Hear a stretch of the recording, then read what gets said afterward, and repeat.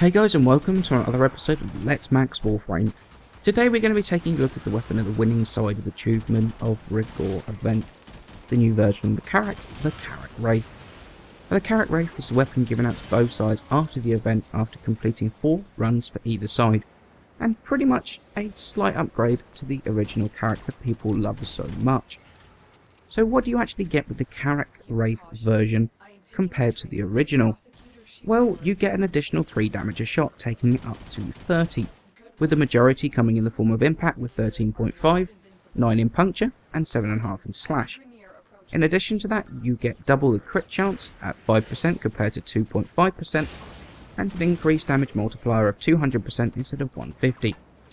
The status chance is another stat to be doubled, however more significantly up to 15%. Which is enough to actually consider using status builds on. But the biggest change, and perhaps the thing that is overlooked most of the time, is a significant stat increase: 60 rounds in the magazine instead of 30. This in itself is a huge bonus, because in the original you had to sacrifice shred due to running out of ammo in your magazine constantly, and then because at 30 rounds you were reloading constantly, fast hands was pretty much a must. The extra magazine size actually removes the limitation of those 2 mods, making it significantly easier to mod. However, much like the original, the Karak Wraith is also fantastically accurate. So even with heavy caliber, it will land headshot after headshot with ease, even over the long distances. Now that said, there are a couple of downsides to the Karak Wraith. Firstly is that it is mostly an impact-based weapon. And impact really isn't the best damage type to be doing, as it suffers pretty much heavy damage penalties to, well, pretty much everything except the shielded units. In addition to that, in all honesty, the Wraith suffers from a problem the original did. That the base damage, it's not the best. And combined with the fact that it's mostly impact based, it means that it's going to drop off pretty hard, pretty quickly. Although that said, with the fact that you've freed up a couple of spots when modding due to the magazine size increase, then it is actually going to drop off way less quickly than the normal Karak, even when you take into account the just 3 more damage per shot. Okay, so let's move on to starting to mod the Karak Wraith. Now it comes with a V polarity as standard, however we're going to add 4 former to it, which is going to be another 3 Vs and a dash.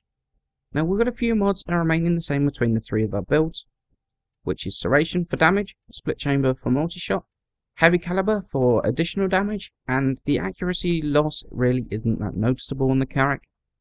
We've also got Shred, which is going to improve the fire rate, as well as add the punch through to the weapon. Now for our Grenier build, we're going to go with Radiation Viral, and pretty much the way I built this was a sort of mixture of full elemental and status. So we've got about a 53% status chance here, as well as pretty decent elemental damage as well. So we've got Stormbringer and Thermite rounds, which is going to bring up Radiation, Malignant Force and Cryo rounds, which is going to bring up Viral.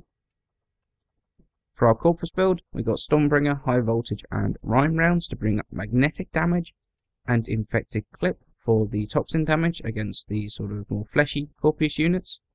And in the Void, we're going to go with Corrosive and Heat, Infected Clip, High Voltage, Malignant Force and Hellfire for the heat damage. Obviously, if you want to go for the Corrosive Projection build, if I can manage to click that, then I have failed. There we go, and we got the Viral and Heat damage. That's going to do you the most damage with a sort of Corrosive Projection build. And if you're going to run the Karak Wraith, I would definitely try and get into a Corrosive Projection build group. I think this sort of more where this weapon is going to excel. Plus, the armor sort of scaling has really bad effects on the Karak. So using the 4 Corrosive Projection is probably the best way to be using this in the Void. So if you have the weapon, do I think it's worth the former and worth maxing out? And let's be honest, of course I do. I originally loved the Karak, and although I didn't side with Alad during the event for the Wraith at all, I was one of those weirdos that did it for lore reasons really. But I'm extremely happy with how the weapons turned out. Originally, I'm going to be honest, I looked at the stats and was super disappointed. Minimal more damage, negligible critical chance buff, and the status chance was kind of a bit lower than I'd hoped for. But I overlooked probably one of the most important improvements, that 60 round magazine. It's so easy to take that for granted and overlook it when you're looking at the stats of the weapon. That magazine size increase frees up mod space from not needing fast hands. It allows the use of mods like Shred to not only increase the fire rate but add punch through as well, rather than Metal Orb that only adds the punch through. It allows for more heavier hitting builds. Now, I was torn by how I wanted to mod the Karak. You could go full status, which comes to about 74% status chance, but you lose a lot of damage from the elementals. And since this isn't the heaviest hitting weapon anyway, I decided against that. Full elemental is also another way to go, with nothing but the 11-point elemental mods and ignoring the status chance. And while this is definitely not a bad build, and honestly would be the only other build I would consider putting on this weapon, it's going to cause the weapon to not drop off quite as quickly, and it's definitely not so bad. However, I settled on something in between because at 54%, it's going to proc the status roughly 1 in 2 shots, and with the large magazine size and the decent fire rate, that's actually a pretty good compromise between the damage and the status that the Karak Wraith puts out. This is definitely personal preference in terms of the way I've built it.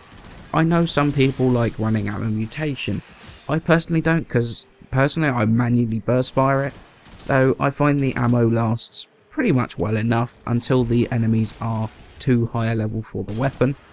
Another thing I've seen is Vile Acceleration instead of Shred. It's definitely an option, but then you will definitely need that ammo mutation, so you're going to lose the punch through. And you're also going to need 2 mod slots because of that extra fire rate because of the ammo mutation as well. While it's not something I'm going to be likely to do myself, it is definitely another option.